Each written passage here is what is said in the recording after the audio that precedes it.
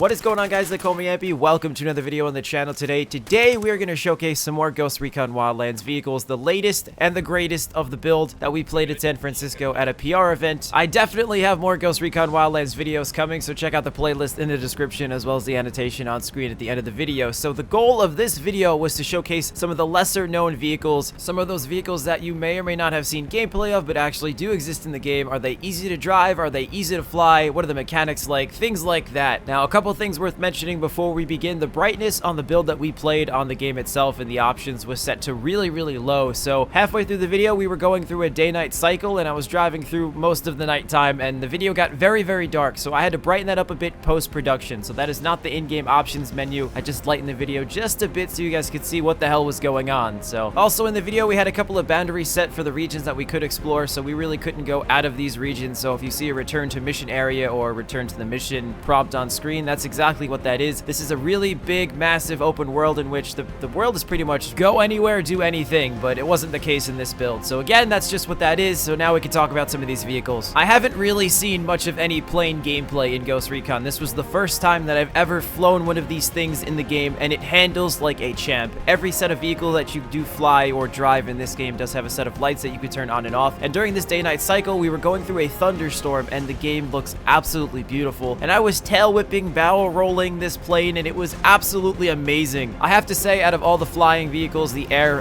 vehicles that were in the game, the planes are the easiest to fly. That might just be my opinion, but there's really nothing to it other than pressing the throttle and just simply going. So again, really easy to fly, not a lot of mechanics to flying planes. I think everybody could just pick it up and fly and be a super awesome, amazing pilot just from the get-go. Every single set of vehicle in this game also has a look behind option. You can rotate the camera 180 degrees to see exactly what is behind you, so that is cool. Unfortunately, there is no first-person mode on any of these vehicles. I was really surprised to see that feature missing in Ghost Recon. Of course, it can be added later. I'm not really sure exactly if I was missing the button itself, but every time you do enter a vehicle, whatever the vehicle is, it gives you a list of controls in the bottom left-hand corner, and the first-person mode wasn't there. So again, maybe I missed it, maybe I'm blind, but I don't think it's there. But it's a pretty realistic game for what I've seen so far, and I'm very impressed. But a first-person mode would have been really perfect if I have to be completely honest. Driving through this thunderstorm in my plane was really cool from third person, but a first-person mode in the cockpit would have been absolutely perfect. It just, the immersion is there, and I'm not gonna lie, it is absolutely there while you're driving in third person, but a little bit more. That would have taken the gameplay just a little bit higher in my book, but again, just a minor problem. After all, it is a third-person shooter with some first-person ADS, but again, I would have liked to see that first-person mode be added to some vehicles for immersion purposes. But oh well, what are you gonna do? Now, despite the plane being the easiest to fly, in my opinion, the helicopters are definitely gonna be the fan favorites. Every time you enter a new vehicle for the first time, it does give you a tutorial on how to fly it, but fuck that, we could just jump in and see how it goes. Now, there are a couple different helicopters that are available in Ghost Recon, and I only was able to access or actually find from just simply exploring two of them. I believe this is an attack chopper, and the other one was a transport or support chopper for a specific mission, so we're going to see gameplay from both of those. Unfortunately, my chopper didn't have any arms or weapons on top of it. The Unidad choppers that you could steal from enemy factions does absolutely have miniguns on top of it, but unfortunately, I didn't have access to that chopper. I couldn't find one, so we're going to deal with what we have here. Now, just like the planes, you can rotate the camera 180 degrees to see what is behind you. There are lights that you can turn on and off. It's the little attention to detail in this game that I really do appreciate. I've said it in many of my videos. You could turn the lights on and off just about every vehicle that you find. That's really cool, man. I don't know about you guys, but again, I really appreciate that. So one of the cooler things, or the funnier things I should say, about piloting helicopters in Ghost Recon is that if you don't have a co-pilot of any kind, you could swap your seat from the driver's seat to the passenger seat, and then the helicopter will proceed to kind of just spin out of control since it, again, doesn't really have a pilot. So I'm not sure what the functionality is there. I guess it's to emphasize seat swapping and to make sure that players know that seat swapping is a thing, and you kind of need a pilot if you don't want your chopper to crash and burn. So that's a thing. Now, another cool feature if you're playing solo, and again, I was playing solo in this build, is that you can order your AI teammates to go on the offensive, go on the assault, and if they encounter any enemies in that vicinity of your chopper, or if you're flying over and if you're in range, they will 110% assault all those enemies on the ground. Of course, there's a specific range you have to be in, and there's a specific height that your AI teammates' guns can shoot from, but still, if you're a solo player and if you have a chopper like I do that doesn't have any weapons attached to it, unfortunately, and you want to lay some cover fire or take out an enemy camp from above, they give you the tools to do that, and your AI teammates become more useful and they have more utility to them. I'm not sure how this would interact with the command wheel itself. It seems that that this feature of Ghost Recon is completely independent from the AI command wheel that we talked about in another video of mine, but a simple flick of the switch on your D-pad will activate the AI assault, and they will just attack everything and anything. So please keep in mind that the difficulty setting that I had my version of Ghost Recon on was not the highest, so the AI and the enemies on the ground were not as difficult. They weren't the most powerful, and I wasn't struggling in any way to take out any enemies on the ground or anything like that. So it's not like the enemies are dumbed down in any way, shape, or form. I had mine on the lowest difficulty setting, if not the second to lowest, and I do have a difficulty video coming out showcasing the differences from the lowest difficulty setting to the highest difficulty setting. But what I will say about it right now is on the highest difficulty setting in Ghost Recon,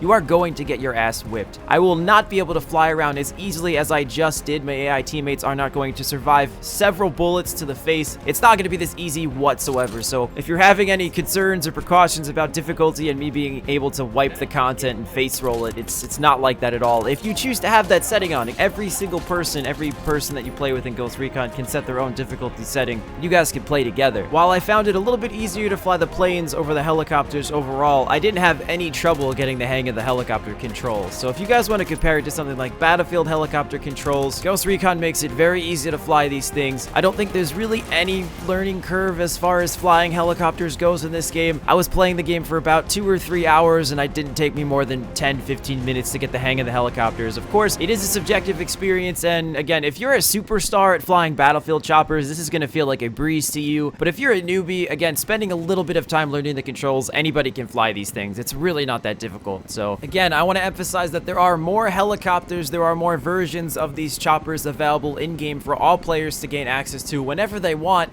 You just have to be able to find them, and then you also have to be able to fight for them. So again, helicopters are in a really good spot. The controls feel very fluid. Maybe they're a little bit too easy for some people's liking, but in my opinion, they felt really solid. So my only problem as far as vehicles go in the build that I did play in San Francisco was as far as the boats are concerned. I didn't find every version of every boat available, but I found what I could possibly find, and we landed on this one. It seemed a little bit stiff, a little bit wonky. You can see it when I accelerate or actually go in reverse. The mechanics of the boat itself, it just doesn't move as fluidly or as smoothly as, say, the plane or the helicopters do. It's almost like the boat stutters on the water a little bit, and I don't know if that's because water physics or physics in general, but I definitely had the least amount of fun riding these boats. They wouldn't be my preferred method of transportation here. The water effects look great. I don't know what it is about my AI teammates. They just would not get in the boat with me. Maybe that was just a minor problem in the build that we were playing. It would have been interesting to see if I could order the AI teammates to go on the assaults while we were actually in a boat, but unfortunately I couldn't get them to cooperate with me in this specific boat. So again, minor problems here. The game's not even out yet, so we have some time to improve these things, but I will say that the game and the vehicles do feel vastly improved from the E3 gameplay I played back in June 2016. It feels like day and night as far as vehicle controls are concerned, so I have to pat the developers on the back for that. And last but certainly not least is something that I barely see gameplay of. I made sure that I found this damn thing in Bolivia. It's a Lamborghini that you do have to steal, and it is super effing fast, and it's gonna feel right along the lines of Grand Theft Auto. So if you're a Grand Theft Auto racer and you play a lot of GTA 5, you're gonna feel right at home when you drive this thing. It handles like a champ along the streets of Bolivia. You can actually spin the tires, which I had a lot of fun personally doing. The lights go on and off just like any other vehicle, like I said earlier. And did I mention that this thing was fast? This thing darts down the streets of Bolivia, and I think it's arguably the fastest vehicle that we have access to in the game. I don't know if it could outrun a helicopter, but I think it would come pretty damn close. And the beautiful thing about Ghost Recon is that you have the ability to test that feature. You could get some friends together and drag race the shit out of choppers and planes and buggies and Lambos and whatever you'd like to do. If you want to be like me and you want to take an expensive Lamborghini, run it off the road, crash into a few things, you could absolutely do that. Beat the crap out of the vehicles, man. It really is all in good fun, and the tools are here to have a great time in this massive open world. So overall, vehicle improvement was A+. I felt really confident in mostly everything that I was driving except for the boats. But again, we have access to the closed beta from February 3rd to the 6th, so make sure you find that Lamborghini on the streets and make sure you race it and try it out. Drop a comment, let me know what you guys think of the vehicles in this game. Check out the playlist in the description as well as the annotation on screen. I have been Ampy. More videos for Ghost Recon coming out tomorrow. I will see you guys on the next video.